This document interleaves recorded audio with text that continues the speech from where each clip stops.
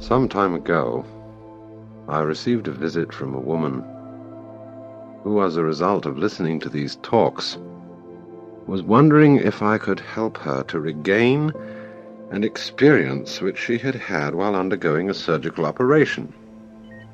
As is generally known, anesthetics sometimes induce peculiarly vivid and unusual states of consciousness. And every now and then a person under anesthesia will undergo a specific and particular experience which is of the utmost fascination. It's the kind of experience which I suppose we would ordinarily call mystical or spiritual, and which, while it lasts, carries the most powerful sensation of understanding with complete clarity and certainty what is the mystery and meaning of the world. This occurs sufficiently often to have been made a subject of experimentation. Perhaps you know the story of the investigator who took doses of anesthetic for this purpose. Fortunately, the expected experience took place, and for a brief period the investigator had the vivid conviction of complete comprehension of this universe of life and death. He regained waking consciousness and swiftly recorded the essential content of the experience just before it faded. After several minutes, he looked at what he had written, and there upon the paper was the following immensely profound observation. Everything in this universe is the smell of burnt almonds. In the clear, cold light of rational consciousness, the seemingly inspired and utter convincing knowledge of dreams, of drug delusions, and of mystical experiences comes down to just this sort of idiotic anticlimax.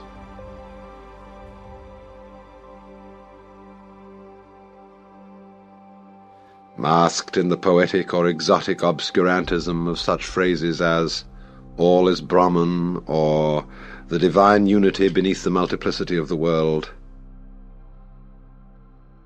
it may sound for a moment as if it meant something.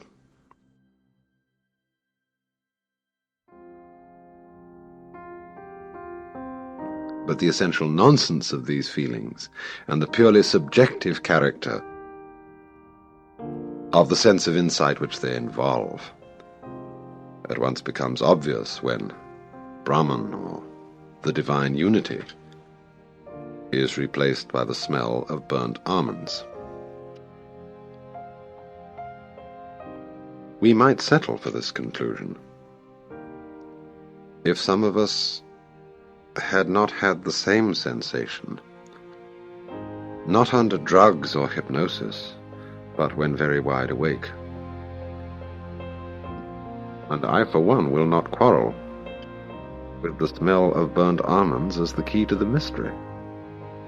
I like it much better and feel it makes much more sense than Brahman or the divine unity. For its very banality, its very inconsequential silliness, brings out the real significance of the experience in question. For the importance of the mystical revelation does not lie in the precise nature of what everything in this universe is.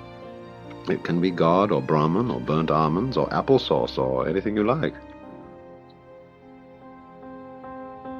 Its importance lies rather in the simple sensation of wholeness, in the part of the sentence which runs, "Everything in this universe is, no matter what."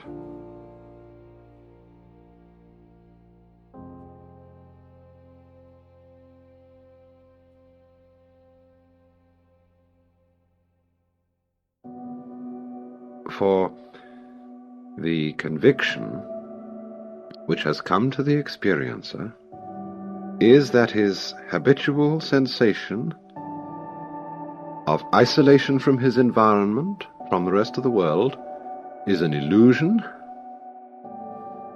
and that as a corollary, his own deeds and misdeeds, fortunes and misfortunes, are the same process as the changing seasons and the circling stars. And unreasonable as it may seem, this gives him the sensation that his whole life, past, present, and future, is somehow perfectly natural and in order, and that he himself is not just the mind enclosed in the skull, but the total process of the world. But what could I say to the woman who, under anesthetic, had once had this experience and wanted it again more than anything else in the world, as that she is failing to revive the experience by the very act of seeking for it? As well tell a starving man that his very hunger is what prevents him from finding food. No, I could better say something like this.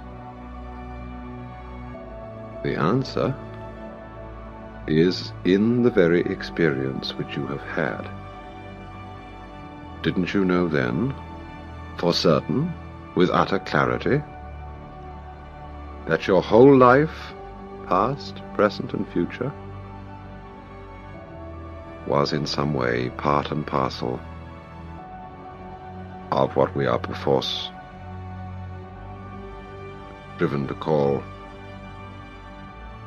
the universal harmony of the Tao? But what one doesn't seem to understand then is that this still remains true of what one is today. You are in the stream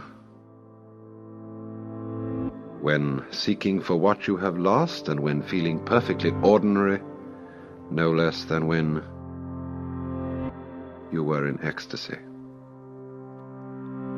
You're not feeling the experience, and your striving to regain it is, as a matter of fact, the very future which you saw to be in such perfect accord with the process. Think back to school days, when with the utmost care your teacher explained over and over the mysteries of percentage or sentence structure or daylight saving time, and you consistently failed to see the point. And then suddenly something clicked in your mind, and the principle became clear.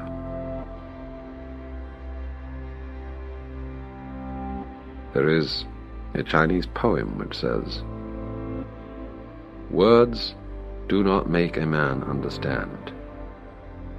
It takes the man to understand the words."